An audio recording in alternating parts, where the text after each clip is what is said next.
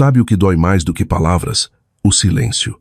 Aquele tipo pesado que se instala quando a sua própria família concorda, sem dizer nada, que você não pertence àquele lugar. Ontem à noite, tivemos uma daquelas reuniões de família no domingo.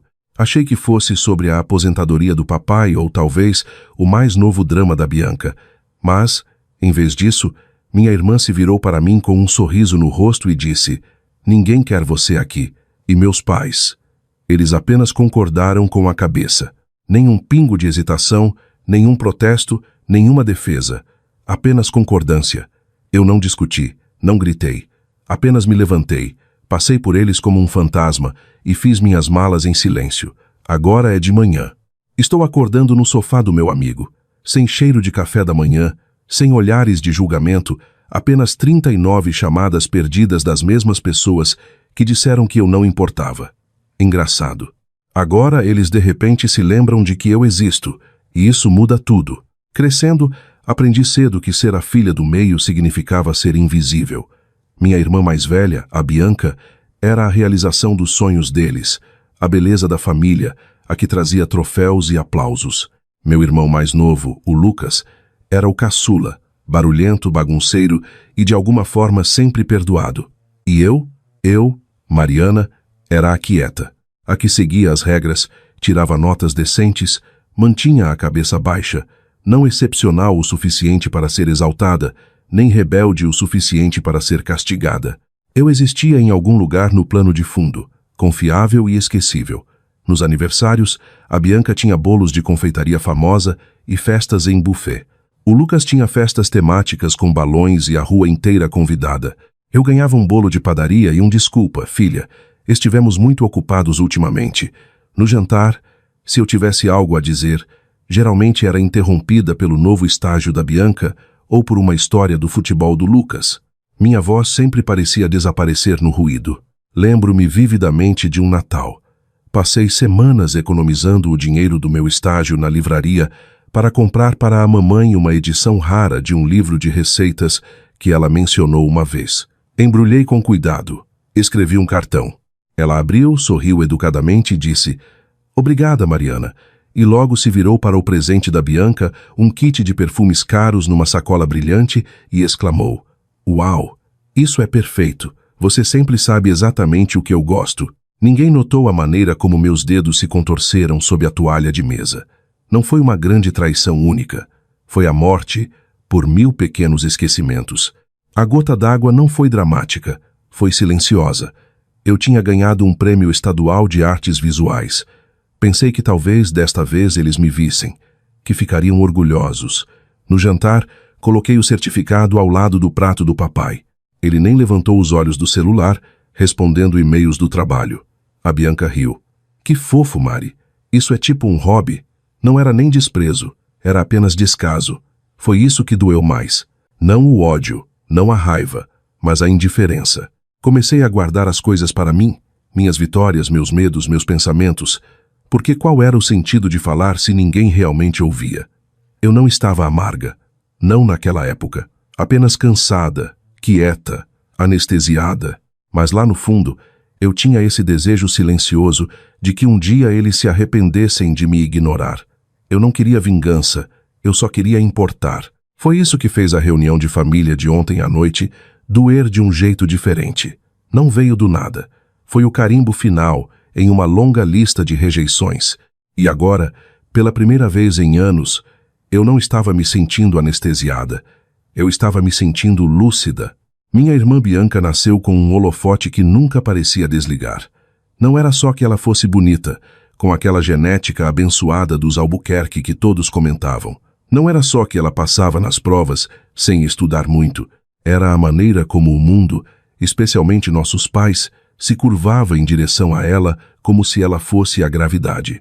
Quando a Bianca entrava na sala, as conversas mudavam. Mesmo se eu já estivesse falando, de repente todos se viravam para ela, reagindo a ela, rindo de qualquer bobagem que ela dissesse. Nos eventos da escola, meus pais levavam flores para a apresentação de balé da Bianca ou para a formatura do inglês dela. Quando eu passei no vestibular para uma universidade federal, a mãe disse: "Ah, que bom, querida", e voltou a rolar o feed do Instagram, vendo as fotos da viagem da Bianca.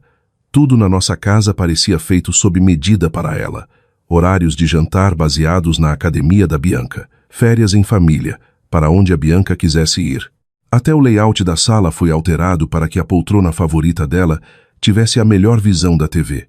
Quando eu tentava pedir algo, uma viagem de fim de semana com amigos, permissão para fazer um curso de pintura, sempre se tornava uma negociação sobre o tempo da Bianca, as necessidades da Bianca.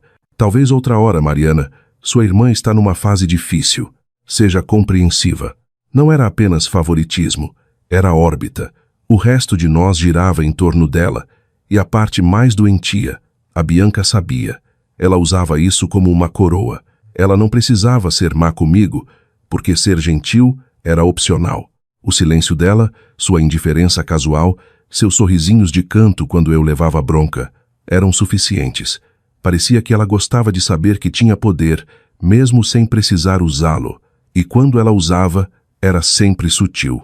Ela acidentalmente levava o crédito por algo que eu fiz ou esquecia de mencionar meu nome quando alguém elogiava um esforço conjunto. E quando eu reclamava, ela lançava aquele olhar inocente. Você é tão sensível, Mari.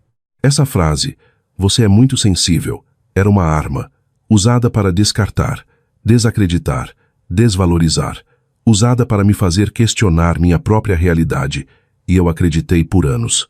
Fiquei me perguntando se talvez eu fosse mesmo casca fina, mas agora, olhando para trás, não, eu não estava imaginando, eu estava acordando.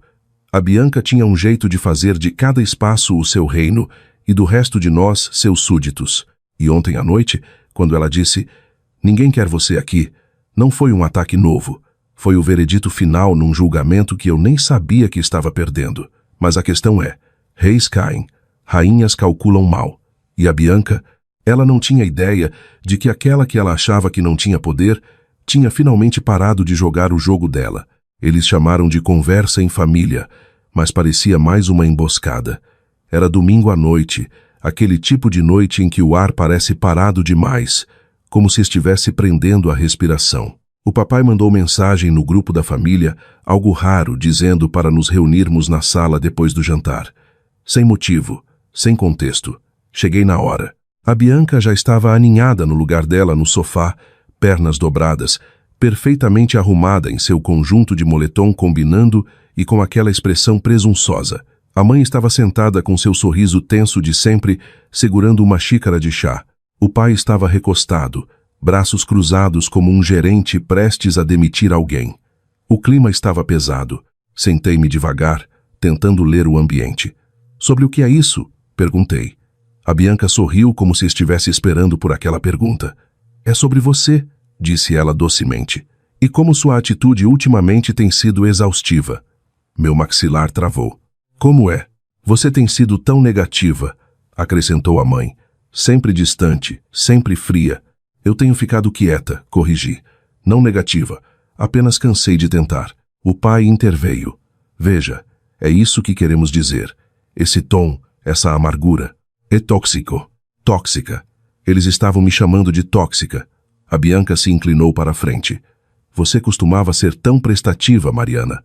Tão fácil de lidar. O que aconteceu? Fácil de lidar. As palavras bateram mais forte do que eu esperava. Era só isso que eu sempre fui para eles. Manejável, não amada, não respeitada. Apenas conveniente quando silenciosa. Inconveniente quando humana. Respirei fundo. Isso é porque eu disse que não seria fiadora do seu apartamento, Bianca. Aí estava. O verdadeiro motivo. A Bianca tinha estourado o limite do cartão de crédito de novo e queria alugar um apartamento caro num bairro nobre. Ela precisava de um fiador e eu, pela primeira vez, disse não. Os olhos dela se estreitaram. Você poderia ter ajudado, mas em vez disso está me punindo. Estou me protegendo, respondi. Foi aí que aconteceu. A Bianca revirou os olhos e disse em alto e bom som. Quer saber? Ninguém quer você aqui. A sala ficou imóvel. E então, a parte que quebrou algo dentro de mim. A mãe olhou para baixo. O pai concordou com a cabeça. Ninguém objetou. Ninguém correu para dizer, Bianca, isso é demais. Ninguém me defendeu. Eles apenas deixaram a frase pairar ali como uma verdade finalmente dita em voz alta. E eu não discuti, eu não chorei. Levantei-me, passei pelos 3 e fui direto para o meu quarto. Peguei minha mala, dobrei roupas em silêncio, peguei meu caderno de desenho, notebook, carregador, não bati uma única porta, não fiz cena, nem olhei para trás. Se eles achavam que eu era um problema, eu me removeria da equação. Saí de casa 30 minutos depois sem dizer uma palavra, e nenhum deles me parou. Nenhuma voz chamou: espera. O ar da noite me atingiu como um botão de reinicialização. Estava frio, mas de alguma forma purificador. Eu não sabia para onde estava indo, apenas que não podia ficar lá nem mais um minuto. Caminhei por quase meia hora antes de pegar meu celular e mandar mensagem para a única pessoa em quem consegui pensar: o Tiago. Não éramos melhores amigos no sentido comum, mas ele era o tipo de pessoa que notava as coisas. O tipo que lembrava como eu tomava meu café ou que a Bianca sempre falava por cima de mim no jantar. Quando bati na porta dele pouco depois das 9 da noite, ele abriu sem uma única pergunta, sem julgamento nos olhos, apenas compreensão silenciosa. Você está bem? Ele perguntou. Dei de ombros e um sorriso triste. Não muito. Ele deu um passo para o lado. Então, entra. Tenho pizza sobrando e um cobertor extra. Dormi no sofá dele naquela noite, enrolada naquele cobertor, ouvindo o som do trânsito da cidade pela janela, e pela primeira vez em anos, sem vozes me dizendo quem ser, ninguém me pedindo para sorrir mais, ninguém dizendo que eu estava exagerando, ninguém fingindo que eu não estava na sala. Apenas silêncio. E não era vazio, era libertador. Acordei tarde na manhã seguinte, com a luz do sol entrando pelas persianas e o cheiro de pão na chapa no ar. Então vi meu celular, 39 chamadas perdidas. Meu coração parou. Não só da Bianca, da mãe, do pai, do grupo da família, de números desconhecidos. A calma que eu sentira minutos antes rachou levemente. Por um momento, pensei que alguém tivesse morrido. Sentei-me, ainda segurando o cobertor, rolando pelas notificações. Chamada perdida, mãe. Chamada perdida, pai. Chamada perdida, Bianca. SMS da mãe. Por favor, nos ligue, é urgente. SMS da Bianca. Volta para casa agora. A mudança foi chocante. Uma noite atrás, me disseram que eu não era desejada. Agora todos imploravam para falar comigo. Não respondi. Ainda não. Em vez disso, levantei, fiz um café na cozinha pequena do Tiago e sentei no chão de pernas cruzadas, encarando o celular, vendo as notificações chegarem. Pela primeira vez, eu não estava correndo para consertar as coisas. Não estava pedindo desculpas só para manter a paz. Eu estava assistindo ao desespero deles. E era estranho quão pouca culpa eu sentia, porque lá no fundo eu sabia que dessa vez a crise não era minha para resolver. Ao meio-dia, já tinha contado 57 chamadas perdidas. Eles não estavam apenas ligando, estavam desesperados. As mesmas vozes que concordaram silenciosamente quando a Bianca disse: "Ninguém te quer aqui agora", deixavam mensagens de voz como se eu fosse a única pessoa na Terra que pudesse consertar algo. Eu não atendi. Ainda não. Rolei pelas mensagens de texto. Mãe, Mariana, por favor, não é o que pareceu. Só nos ligue. Pai, você está sendo infantil. Pare de nos ignorar. Precisamos que você venha para casa. Bianca, eu sei que dissemos algumas coisas, mas você está exagerando. Então, uma nova. Bianca, volta para casa agora. Tem algo errado. Precisamos de você. Lá estava de novo. Precisamos de você. A mesma família que passou anos me tratando como uma peça sobressalente, agora agia como se eu fosse uma peça fundamental sem a qual não podiam viver. Esperei. Deixei eles suarem. Pela primeira vez, eu era quem tinha o poder. Finalmente, respondi com 2 palavras. O que aconteceu? A resposta veio em 1 minuto. Mãe, a identidade da Bianca foi roubada. Alguém limpou a conta bancária dela. Fizeram empréstimos no nome dela.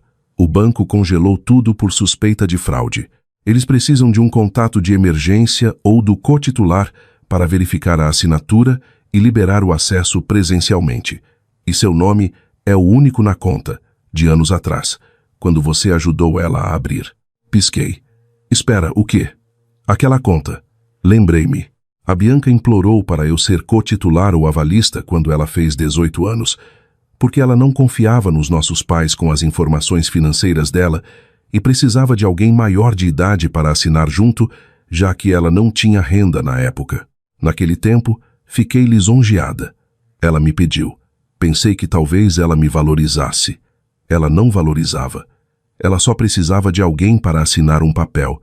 Agora, anos depois, o sistema do banco ainda me tinha listada como a chave para desbloquear tudo. E, de repente, eu não era apenas a irmã dela. Eu era a única saída dela. Aquela ironia. Tinha um gosto melhor que vingança. Recostei-me na almofada do sofá e encarei a mensagem. Ela não sentia minha falta. Eles não me queriam de volta.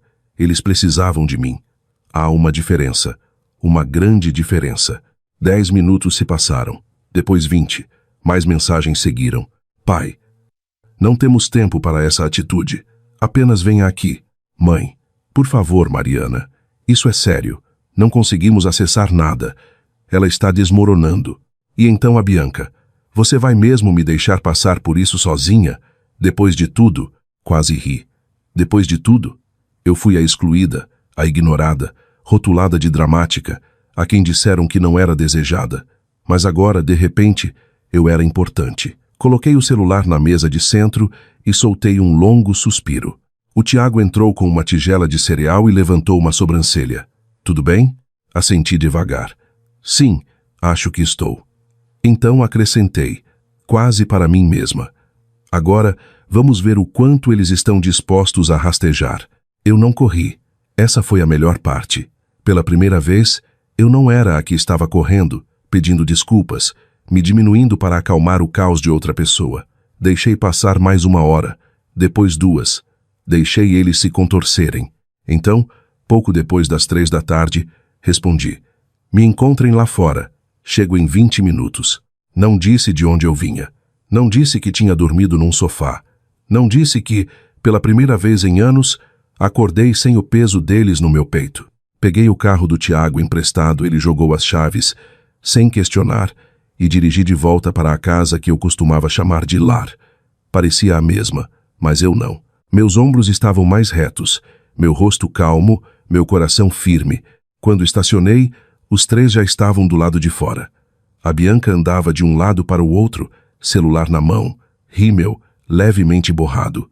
A mãe estava de braços cruzados, olhos vermelhos.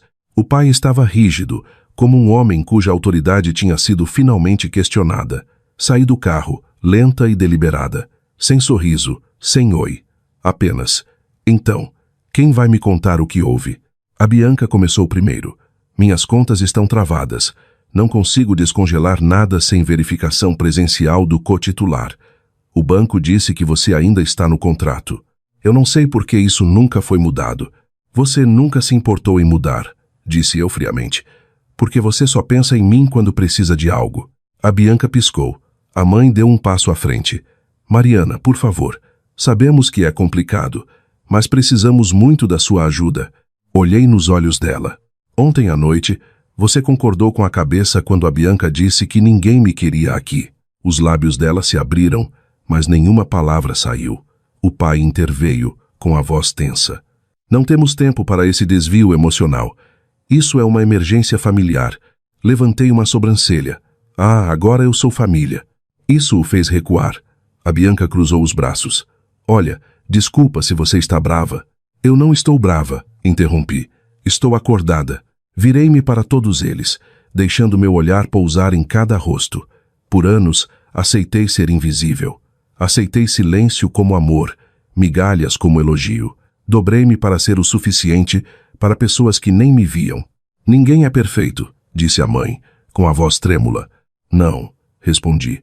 Mas algumas pessoas são cruéis e outras ficam paradas e deixam acontecer. Silêncio? Aquele tipo de silêncio que diz que vocês sabem que eu estou certa. Dei um passo mais perto. Vocês querem que eu vá ao banco verificar meu nome para salvar a Bianca de uma bagunça que ela provavelmente causou, ignorando tudo o que eu avisei anos atrás sobre segurança? A Bianca estremeceu. Tudo bem, eu disse. Mas eu quero algo primeiro. O maxilar do pai trincou. Dinheiro? É isso? Ri uma vez, fria e afiada. Não, não dinheiro. Quero um pedido de desculpas público. A Bianca piscou. Como assim? Você me ouviu. No grupo da família no WhatsApp. Quero que cada um de vocês admita como me tratou e quero que me agradeçam sinceramente por ajudar agora. Isso é ridículo, o pai esbravejou. Virei-me para ir embora. Ok, então. Boa sorte, tentando achar outro co-titular num domingo. Espera. A mãe agarrou meu braço. Por favor, não podemos resolver isso no particular? Não, eu disse. Vocês me humilharam na frente uns dos outros. Agora vocês assumem isso na frente de todos os tios e primos. Eles hesitaram. Olharam uns para os outros como se estivessem debatendo o quanto se curvar. Eu não esperei. Entrei no carro, fechei a porta e liguei o motor. Foi quando meu celular vibrou. Nova mensagem do pai no grupo da família. Precisamos conversar sobre como tratamos a Mariana. Era rígido, estranho, claramente escrito com raiva, mas estava lá. Então a mãe seguiu. E finalmente, a Bianca, com uma mensagem curta, mas real. Sinto muito pelo que disse. Eu não queria dizer aquilo. Fui cruel. Obrigada por ajudar, de qualquer forma. Li todas. E então, mandei um emoji de joinha. Sem palavras, sem promessa de ajudar, apenas o reconhecimento. Era tudo o que eu sempre quis.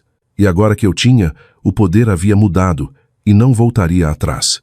Assisti ao grupo se encher de desculpas forçadas. A mensagem do pai parecia um memorando jurídico. Erros foram cometidos. Esperamos que ela possa nos apoiar agora. A da mãe era cheia de frases doces e arrependimento passivo. Mariana, sei que não mostramos apreço. Você é importante. A da Bianca, pelo menos, foi direta. Eu estava errada. Fui má. Li cada mensagem com cuidado, como alguém inspecionando notas falsas. Não eram perfeitas, nem eram sinceras. Não inteiramente, mas eram públicas.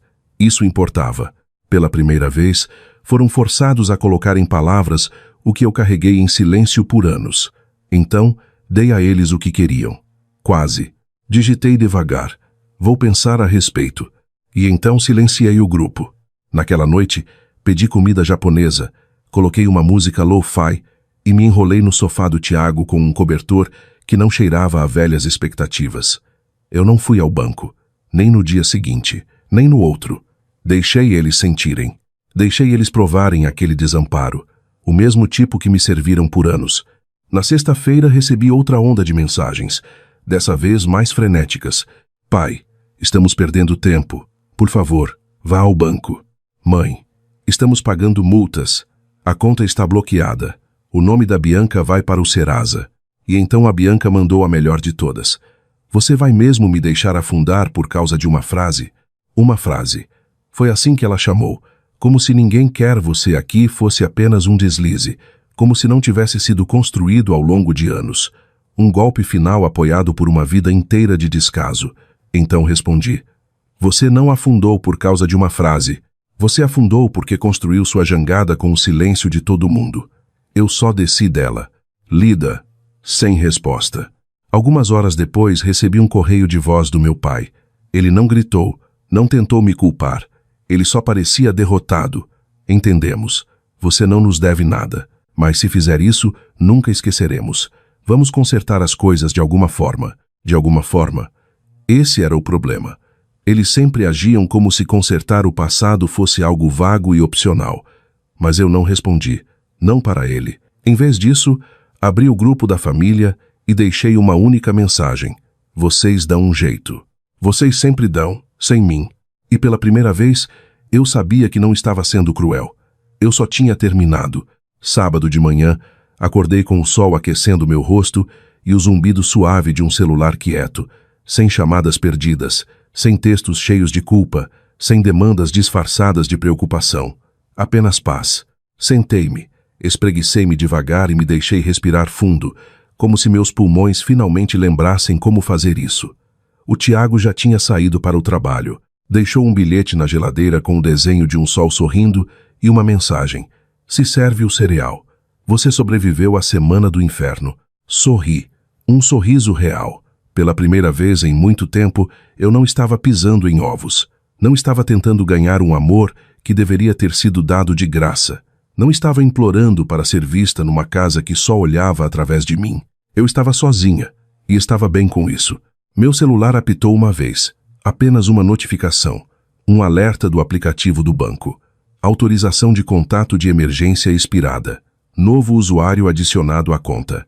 Encarei por um momento, depois deletei. Eles tinham encontrado outra pessoa. Claro que tinham. Eles sempre encontrariam. E essa foi a última confirmação que eu precisava. Eu nunca fui indispensável para eles. Apenas conveniente. Saí para a pequena varanda do apartamento, enrolada no cobertor, tomando café instantâneo numa caneca lascada. A cidade zumbia lá embaixo. Carros, vozes, vida. E pela primeira vez, eu não estava me preparando para o próximo golpe. Eu estava apenas existindo. Teria sido fácil fantasiar sobre vingança, querer que o mundo deles desmoronasse sem mim. Mas eu não precisava disso. A coisa mais poderosa que eu podia fazer era viver bem sem eles. Porque a verdade é que eles podem nunca dizer as palavras que eu precisava ouvir.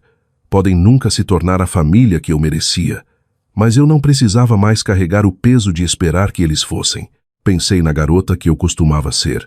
A que se sentava nos jantares de família em silêncio, que se editava para ser alguém menor, mais quieta, mais fácil de ignorar. Sussurrei para ela agora, alto o suficiente apenas para o vento pegar. Você não precisa conquistar amor. Você só precisa ir embora quando ele não é real. Naquela tarde, enviei minha inscrição para um programa de residência artística em São Paulo, algo que eu tinha engavetado por anos, porque a Bianca podia precisar do carro, ou o pai dizia que era arriscado. Dessa vez, não havia ninguém para me dissuadir.